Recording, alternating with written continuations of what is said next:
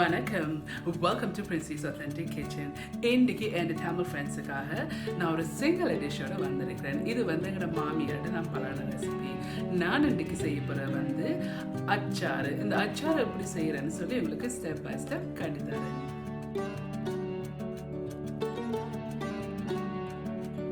Subscribe to my channel and hit the bell icon to get notified any updates.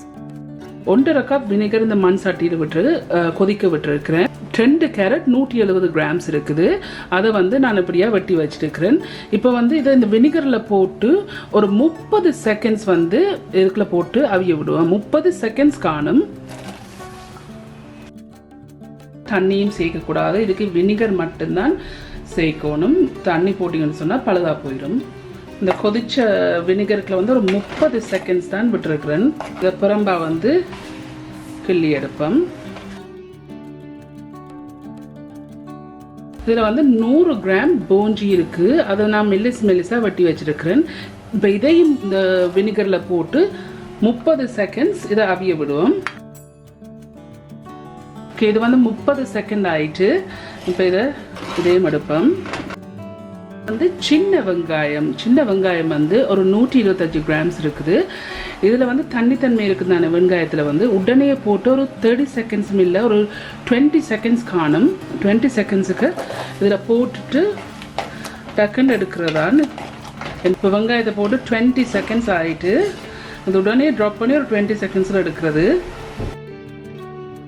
பச்சை மிளகாய் இருக்குது 100 grams. கழுவி காய வச்சு காம்போடு இருக்குது. அதில் அந்த அடியில் வந்து சின்ன ஒரு கீரல் போட்டு விட்டிங்கன்னா சரி. இப்போ இதையும் வந்து சரியாக 30 செகண்ட்ஸ் இதுக்குள்ள போட்டு எடுப்போம். நான் நெருப்பை வந்து ஹை ஹீட்லேயே வச்சுருக்கிறேன். ஓகே, 30 செகண்ட்ஸ் ஆகிட்டு இதையும் எடுப்போம். கறிமிளகாய் வந்து நான் ரவுண்டாக வெட்டி இருக்கிறேன். இதில் 125 கிராம்ஸ் இருக்குது. இதையும் ஒரு 30 செகண்ட்ஸ் இதில் போட்டுட்டு எடுப்போம். 30 செகண்ட்ஸ் ஆகிட்டுது. மாங்காய் இருக்குது, 2 சின்ன மாங்காய் இருக்குது. இதையும் வந்து 30 செகண்ட்ஸ் போட்டுட்டு டக்குன்னு எடுப்போம். இந்த மாங்காய் வந்து 30 செகண்ட்ஸ் ஆகிட்டு இப்போ இதையும் எடுப்போம். இந்த இருக்குது இந்த நான் வினிகரில் போட்டு வச்ச எல்லா இதையும் வந்து உண்டா போட்டுருக்கேன்.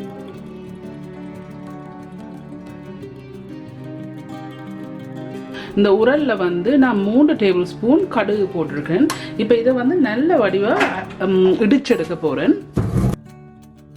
உங்களுக்கு விருப்பம் என்று சொன்னால் அம்மியில் போட்டும் இது செய்யலாம். இல்லாட்டிக்கு நீங்கள் கிரைண்டரில் போட்டும் இதை நீங்கள் வந்து அரைச்செடுக்கலாம். வந்து ஒரு 1 டீஸ்பூன் மாதிரி வினிகர் இருக்குது. இப்போ இதையும் விட்டு இதில் வந்து இடிக்க போகிறேன்.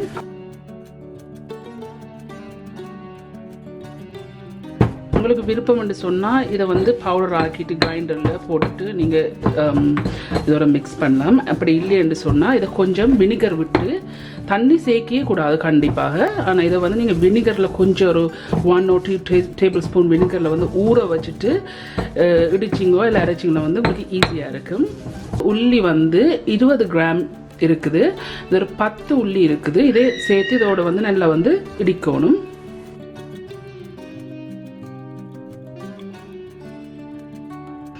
இதில் வந்து 20 கிராம் இஞ்சி இருக்குது. ஒரு 6 பீஸ் வெட்டி வச்சுருக்கேன். இதையும் போட்டு இதில் அடிப்பேன். ஓகே, இதை அடித்து போட்டு நான் நெக்ஸ்ட் ஸ்டெப் என்ன செய்கிறேன்னு காட்டுறேன். இப்போ இந்த மண் சட்டியை நான் வந்து கழுவி அதை வந்து காஞ்சிட்டு சுத்தமாக தண்ணி சேர்க்கக்கூடாது. 1/2 கப் வினிகர் விட போகிறேன். இதுக்கு வந்து தேவையான அளவு உப்பு போடுங்க. போடுறேன் 1 டீஸ்பூன் மஞ்சள், 1 டேபிள் ஸ்பூன் சீனி. உங்களுக்கு விருப்பம் என்று சொன்னால் மிளகுத்தூள் போடலாம். இதுக்கு வந்து நான் மிளகுத்தூள் போடல.